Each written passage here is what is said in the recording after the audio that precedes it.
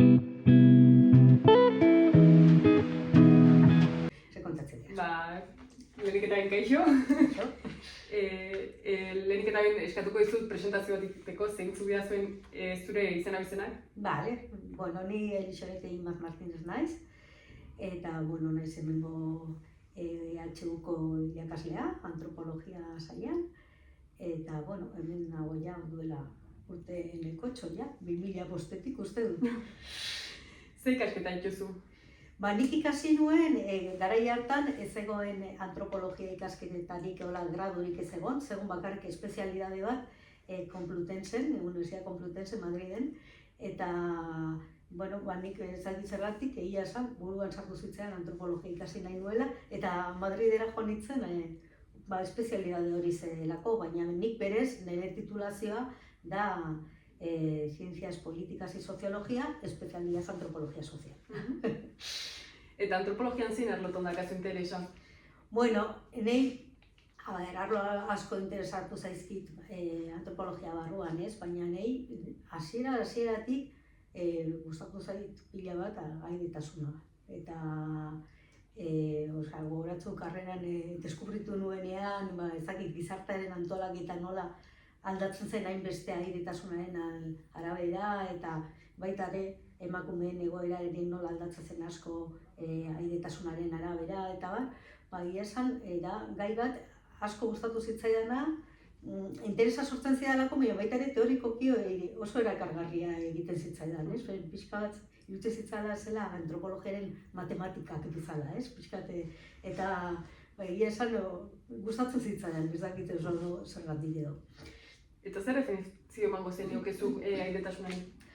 Airetasunari, bueno, da, azken finean, nik uste dut, bizi iraupenerako behar dugun harreman horiei, nolaiteko zentzu bat ematea eta erabiltzea behar dugun kolaborazio hori, jaiotzeko, baita jateko, loditeko, ongizaterako, forma guzti horiei ematea nolabaiteko erabilera sozial bat gizartea bera osatzeko. Orduan iruditzen zait benetan, hortik dago ez, dala gizartearen fundamentua dela, ez? Igual agian, hain begiratu dezakezu eta izan dezakezu, airetasuna ez da hain garrantzitsua. Bueno, nik uste jarraitzen duela oso garrantzitsua izaten, baina baita ere pentsatzen dut, azken finean, airetasunaren ideia ez dela airetasun mota bat edo ez da, baizik eta loturaren edo binkuloaren ideia, ez? Pertsonen arteko binkuloaren ideia dela airetasunaren elementu definitorioa.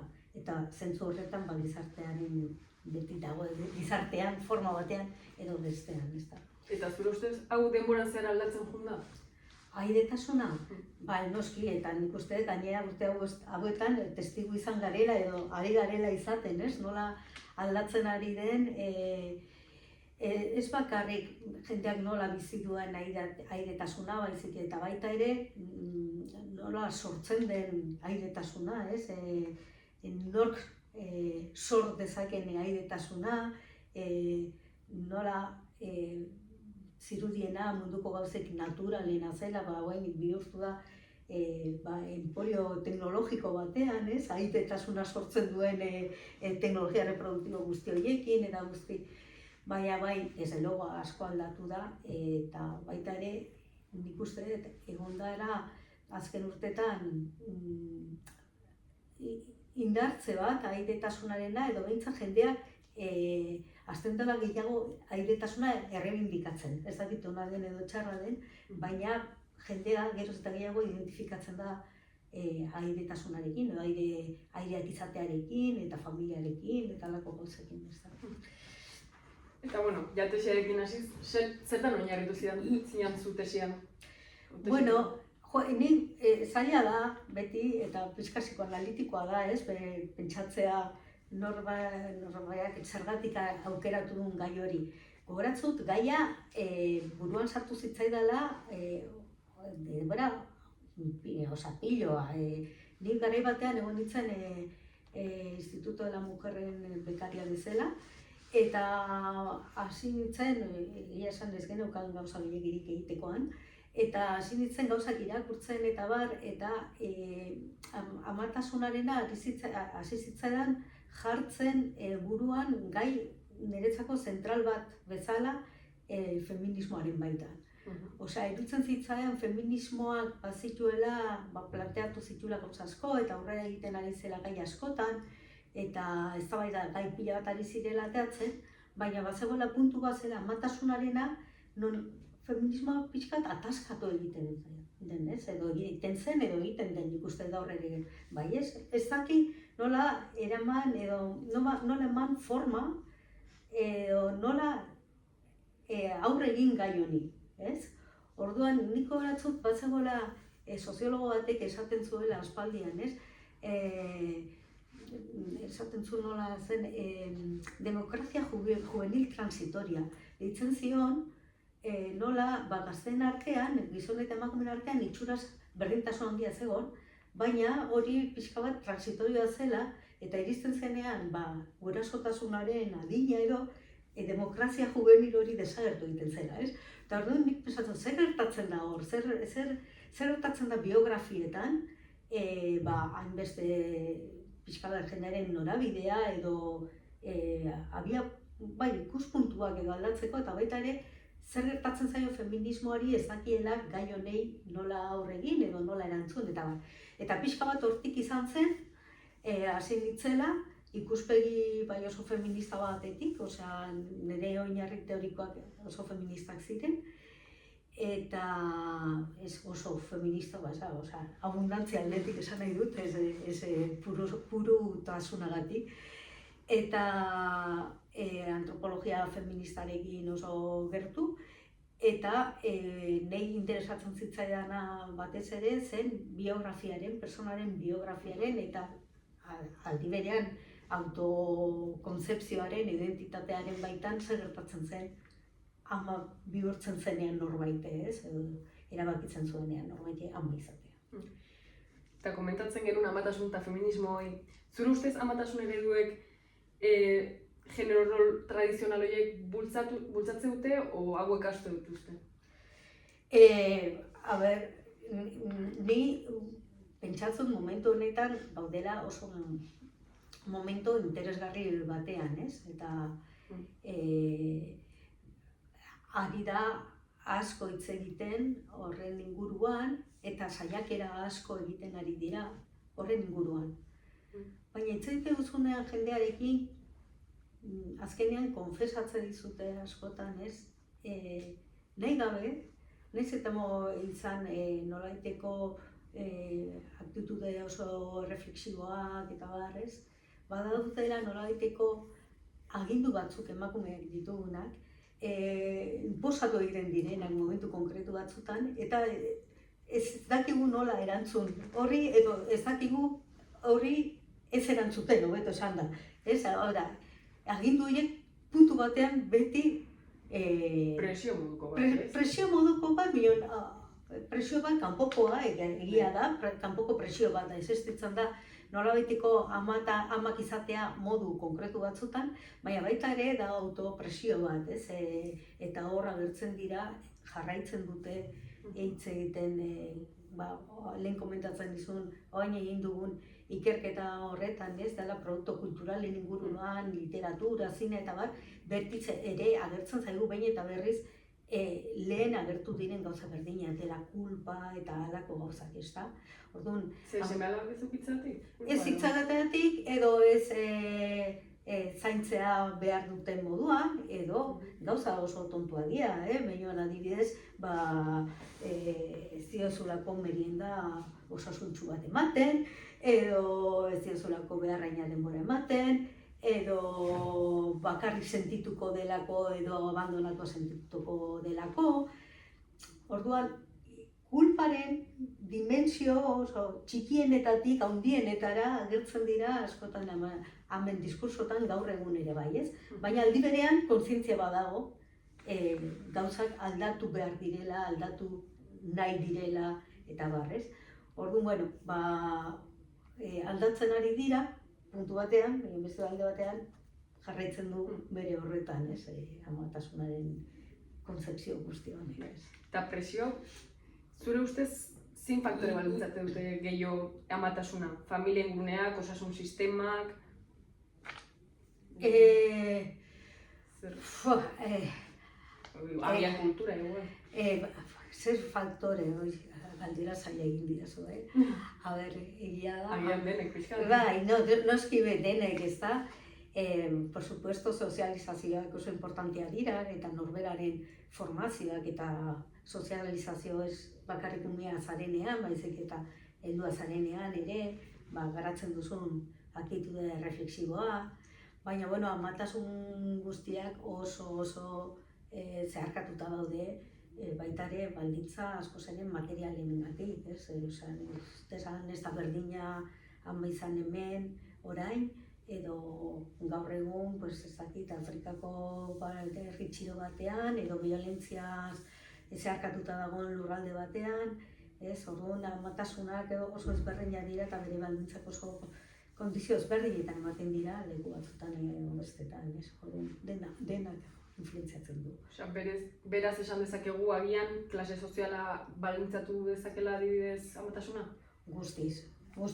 Klase sozialak baldintzatzen du amatasuna planteatzeko modua, baina batzutan amatasuna bera baldintzatzen du. Esan nahi dut, egia esan, umeak eukitzea guk modu egokian konsideratzen ditugun moduan behintzat oso garestea. Behar duzu, ez baduzu dirua, behar duzu sare potente bat. Inkluso gaur egun, esango nuke, batzuk hartzen dute teknologia reproduktiboak iaia amatasunarekin guztiz lotuta dauden eta beharrezkoak diren teknologiak bezala. Hori ere garestia da. Orduan, nik badakit badago autore bat, Ricky Solinger niri asko gustatzen zait, estatu batuarra da, berez historialaria da, eta berak esaten du amatasuna dagoela nolabait klase privilegio batean bihurtzeko zorian. Eta puntu batean egia da, oso zaila da, ez bakarrik diru asunto bateagatik, baizik eta guk nolabait haurren zainketarako eta haurren heziketarako pentsatzen dugu nolabaiteko estabilitate batzuk beharrezkoak direla, ez? Eta estabilitate horiek ezin baditugu eman, konsideratzen da ez garela ama egokiak. Eta hor, adibidez, gertatzen ari da asko jende gazteen artean, sentitzen dutela, igual, nahiko luketela amak izan, baina bere bizitza kondizioak, baldintza horiek ez direla bat ere estableak, eta ezin dietela umei kondizio horiek eman, ez? Pisua ez daukatelako, etxe bizitza ez dakizun non biziko datorren hilabetean, lanak 3 hilabetekoa dira, prekarizazio guzti hau, nahiz eta gero ez da txirotasuna, ez da? Baina bai prekaritate bat, nolabait umeak, gu konsideratzen duguna, umeak eukitzeko kondizioak diren horiek ematen ez diguten egoerak dira, eta errenuntzia egin behar zaiola edo amatasunari. Hori ere askotan gertatzen ari da azken urteetan. Eta zure ustez, ezberdintasun bat bizi da amatasun ideologiko batetik gero egunerokotasunean dagoen amatasunera? Hombre,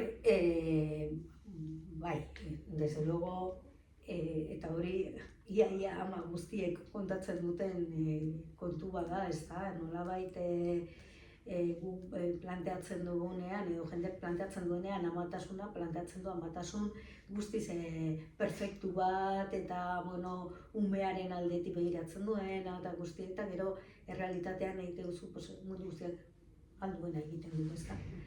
Eta hor, berriz ere kulpabilitatearen ideia asko agertzen da, ez? Ez duzulako betetzen, bete beharko zenuken printzipio horiekin, ez? Grazia handia egiten dit, lagun batek, ume bat eukizun eta egun batean deitu zidan negarrez edo hola, ezin zuelako umea egunero bainatu. Eta gero beste urte batzuk beranduago, eukizun beste ume bat, eta beste ume hori bainatzen zuen nuizean behin. Orduan, hoi da pixka bat, nola ideal horiek edo moldatu behar ditugu gure realitatea egunerokora eta ikusi adu zer egin dezakegun, ditugun agindu horiekin, ama onaren agindu horiekin, nola egiten dugu gestionatzeko gure egunerokotasunean eta gure bizitzakin kompatibleak izateko. Komentatzen genuen kamaraz kanpo, tesiatik ona, ikerketa gehiago egin dituzuela honen arira. Baina kontuatzen nahi elkarrizketa egiten dugunean, kulpa agian dala gehien mantendu dudan zea, ez? Esparrua edo... Hombre, bai, hoi Adrian Ritchek ja aipatzen zuen, dala kulpa dela emakumeen kontrako armarik boteretsuenetakoa. Eta alaxe da, nik uste amatasunaren kasuan denboran zehar dagoen gauza bat dela, edo denboran zehar, edo behintzat pixka bat amatasunaren idealizazioa hau sortu zenetik, ez dela beti historian zehar amatasunaren idealizazioa ez da eman. Baina momentu batean, esango nuke, emakumeen identitatea den ikuspegi positibo bat ematen hasten den Europan esan nahi dute. Dagoela lotuta emakumeak nolabait jasotzen du prestigio sozial bat bere amatasunagatik, bere ama ona delako. Eta hortik datorkio prestigio bat, eta hori ez da beti gertatu, hori gertatzen da, batez ere 19. mendean hobeto esan da, eta hor amatasuna den, esango genuke, emakumea posizio prestigioso bat lortzen du bere rol sozial horren bitartez, baina horrek badau bere kontrako aldea, eta da ez baduzu betetzen, ez ja zara pertsona txar bat, ez? Orduan, bueno, bai, kulpa amatasunaren idealizazioaren laguna da. Laguna doa, edo lagun dijoa beti, denbora guztian, idealizazio horrekin, ez? Eta zure ustez zer rol jokatu dezakete adibidez osasun profesionalek amatasunean?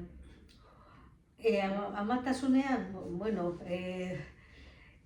nik uste rol gutxiago bete beharko lituzketela. Ni irutzen zait amatasuna eta beharko litzatekeela asko ere gehiago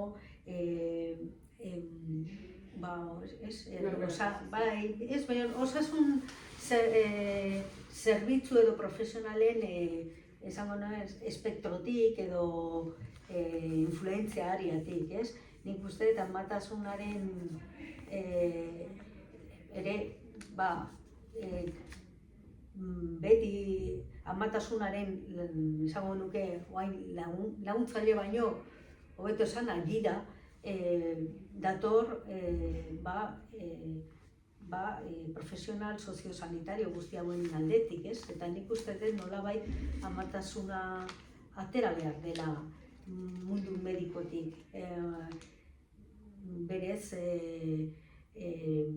adibidez, dauzkagun nola izaten dira kurtso hauek preparto eta horreko zan, amen formaziorako, teorian guraso informaziorako, azkenean amen formaziorako diren kurso guzti horiek dira jendeak daukan elementu bakarra edo ezagutza bakarra, esango genuke instituzio publikoetatik datorrena, eta dator zerbitzu medikoetatik. Eta ez du zertan, ez du zergatik da hori, ni egon naiz behaketa parte hartzailea egiten kurtso mota hauetan, eta jendeak galdetzen dituen gauzak dira adibidez, ni bere amonak belarritakoa jarri nahi dizkion eralabari, eta nik ez dizkio jarri nahi, baina ez dut enfrentatu nahi, zer egiten dut. Eta hori enfermera batik galdetzen diozu, enfermerak ez dauka inolako formaziorik horretan, ez? Orduan, esan nahi dudana da, sartzen dela esparru batean, hori ez, medikagintza edo sanitario mundu horretan sartzen da umeen hazkuntza eta sozializazioa dena, eta ez du zertan, beste esparru batzuetatik landu daitezken gauza dira.